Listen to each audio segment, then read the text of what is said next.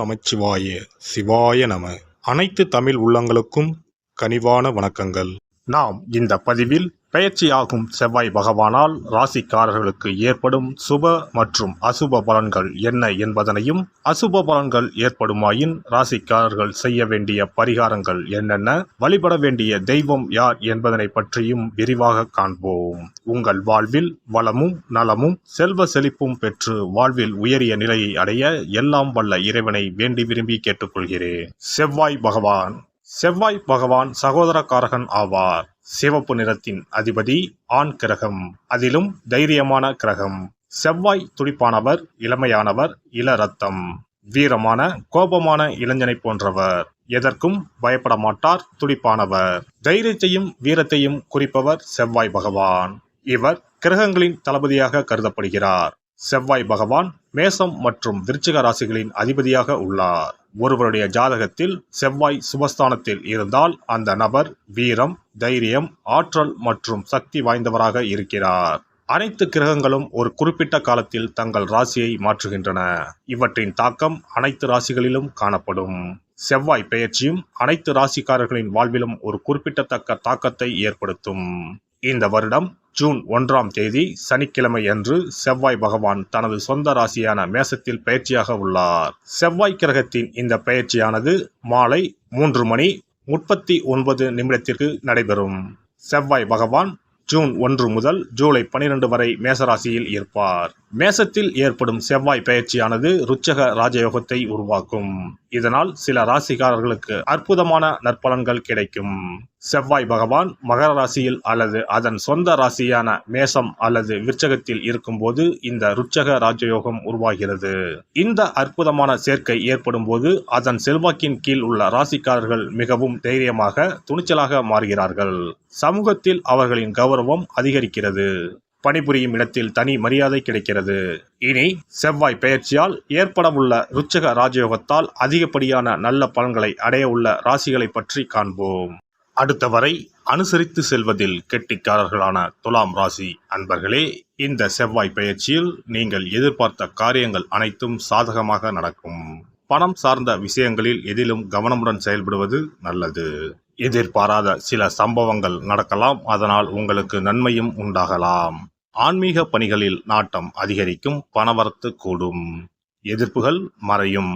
பகை பாராட்டியவர்கள் பகையை மறந்து நட்பு கரம் நீட்டுவார்கள். நீண்ட நாட்களாக இருந்து வந்த பிரச்சனைகள் குறையும். எதையும் செய்து முடிக்கும் சாமர்த்தியம் உண்டாகும். வாக்கு வன்மையால் காரியங்களில் அனுகூலம் ஏற்படும். வேலை தவறி உண்ண வேண்டியிருக்கும், வாகனம், வீடு ஆகியவற்றால் செலவு ஏற்படும். அடுத்தவர் பிரச்சனைகளில் தலையிடுவதை தவிர்ப்பது நல்லது. தொழில் வியாபாரம் எதிர்பார்த்த அளவு வேகமாக நடக்காவிட்டாலும் லாபம் குறையாமல் இருக்கும். புதிய ஆர்டர்கள் கிடைப்பது தாமதப்படும். பங்குதாரர்களுடன் இருந்து வந்த பிரச்சனைகள் நீங்கும். உத்தியோகத்தில் இருப்பவர்கள் தடங்கல்கள், கூடுதல் உழைப்பு ஆகியவற்றை சந்திக்க வேண்டியிருக்கும். பணி நிமித்தமாக பயணம் செல்ல வேண்டி வரலாம். குடும்பத்தில் இருப்பவர்கள் எதையும் வெளிக்காட்டாமல் உங்களுடன் இன்முகம் கொடுத்து பேசுவார்கள். கணவன் மனைவிக்கு இடையே இருந்த வருத்தங்கள் நீங்கும். பிள்ளைகள் விஷயத்தில் அதிகம் அக்கறை காட்டுவீர்கள். அக்கம் பக்கத்தினரிடம் அனுசரித்து செல்வது நல்லது. பெண்களுக்கு சாமர்த்தியமான பேச்சின் மூலம் காரிய வெற்றி கிடைக்கும்.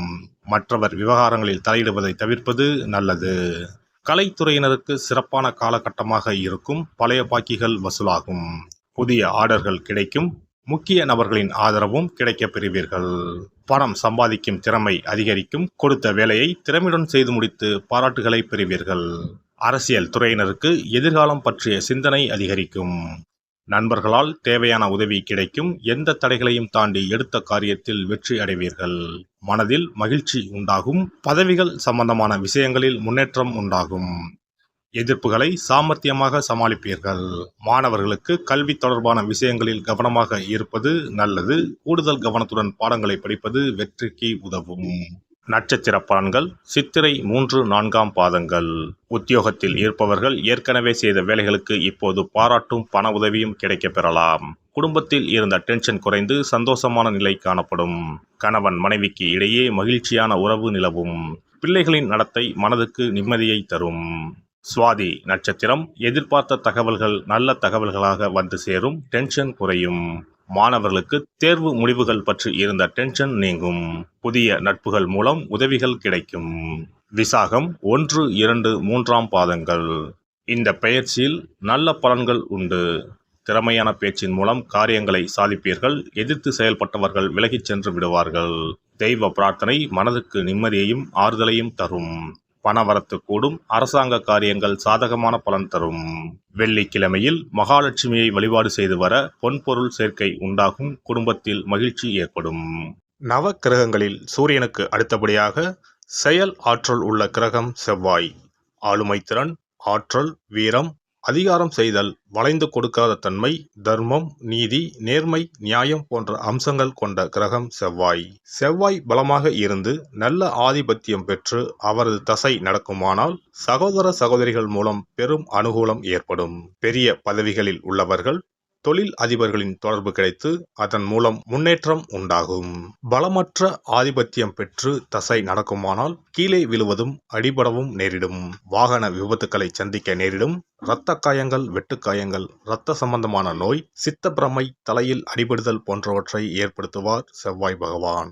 வீண் வழக்குகள், சண்டை சச்சரவுகள், மறைமுக நேர்முக எதிரிகள், பொருள் களவு போகுதல், செய்தொழில் வியாபாரத்தில் திடீரென்று பெருத்த நஷ்டம், அரசாங்க கெடுபிடி, பதவி இறக்கம், மறைந்து வாழும் சூழ்நிலை என்று பலவகை இன்னல்களை உருவாக்குவார். செவ்வாய் முதலான தோஷங்கள் அனைத்தும் நீங்க அவரின் அருளை முழுவதும் பெற செவ்வாய்க்குரிய அதிதேவதையான முருகனை வழிபடுவதும், கோதுமை ரொட்டி, வெள்ளை எள் கலந்த இனிப்பு பலகாரங்கள், துவரை போன்றவற்றை ஏழைகளுக்கு தானம் கொடுப்பதும் நல்லது. செவ்வாய் கிழமைகளில் விரதம் இருந்து செவ்வாய் பகவானுக்கு விளக்கேற்றுவது, சஷ்டி விரதம், கிருத்திகை விரதம் மேற்கொள்வது, தினமும் கந்த சஷ்டி கவசம் படிப்பது நல்லது. மேலும் செவ்வாய்க்குரிய கல்லான பவளக்கல்லை மோதிரத்தில் பதித்து அணிவது, சிவப்பு நிற ஆடையை அணிந்து கொள்வது, செப்பு பாத்திரங்களை உபயோகிப்பது போன்றவற்றால் செவ்வாயால் உண்டாகக்கூடிய தோஷங்கள் குறையும். செவ்வாய் பகவானுக்கு செய்யும் பரிகாரங்கள் அனைத்தும் முருகனுக்கு உகந்தது என்பதால் முருகனின் திருவருளும் கிட்டும். திருமண வாழ்க்கையில் செவ்வாய் பகவானுக்கு முக்கிய பங்கு உண்டு. திருமணத்துக்கு வரன் பார்க்கும்போது பிள்ளைக்கோ அல்லது பெண்ணுக்கோ செவ்வாய் தோஷம் இருக்கிறதா என்றுதான் முதலில் கேட்பார்கள். அந்த அளவுக்கு செவ்வாய் தோஷம் மிகவும் முக்கியமானதாக பார்க்கப்படுகிறது. ஒருவரின் ஜனன ஜாதகத்தில் லக்னம், சந்திரன், சுக்கிரன் ஆகியோருக்கும் செவ்வாய் இருக்கும் இடத்துக்கும் உள்ள தொடர்பை கொண்டுதான் செவ்வாய் தோஷம் ஒருவரின் ஜாதகத்தில் எந்த அளவுக்கு வலிமையாக இருக்கிறது என்பதை கணிக்க முடியும்.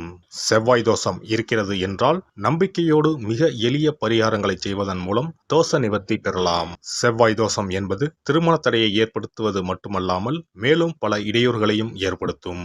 எனவே செவ்வாய் பகவானை செவ்வாய் தோறும் செவ்வாய் ஹோரையில் வழிபடுவதும், செவ்வாய்க்குரிய கடவுளான முருகப்பெருமானை 9 நெய் தீபம் ஏற்றி வழிபடுவதும் செவ்வாய் தோஷத்தினால் ஏற்படக்கூடிய அசுப பலன்களின் தாக்கத்தை பெரிதும் குறைக்கும் என்பது ஐதீகம். செவ்வாய் தோஷம் ஒருவருக்கு இருந்து ஒருவருக்கு இல்லை என்றால் திருமணம் செய்யக்கூடாது என்பது சாஸ்திரம்.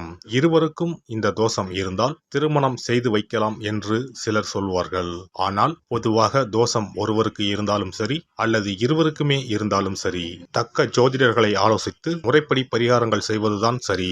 செவ்வாய் தோஷத்தால் திருமண தடை உள்ளவர்கள் வைத்தீஸ்வரன் கோவிலுக்கு வந்து அரசமரத்தடி விநாயகர் ஆதி வைத்தியநாதரை வழிபட்டு ஆலமரத்தை சுற்றி வர வேண்டும். வைத்தியநாத சுவாமி, தையல்நாயகி அம்மன், செவ்வாய்க்கு அதிதேவதையான முருகப்பெருமானை வழிபட வேண்டும்.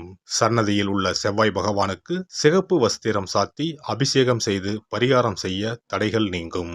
இந்த வீடியோ பதிவு உங்களுக்கு பிடித்திருந்தால் லைக் பண்ணுங்க, கமெண்ட் பண்ணுங்க, ஷேர் பண்ணுங்க, மறக்காம சப்ஸ்கிரைப் பண்ணுங்க, பக்கத்துல இருக்கிற பெல் பட்டனை கிளிக் பண்ணுங்க. நன்றி, வணக்கம். ஓம் நமச்சிவாய. சிவாய நம.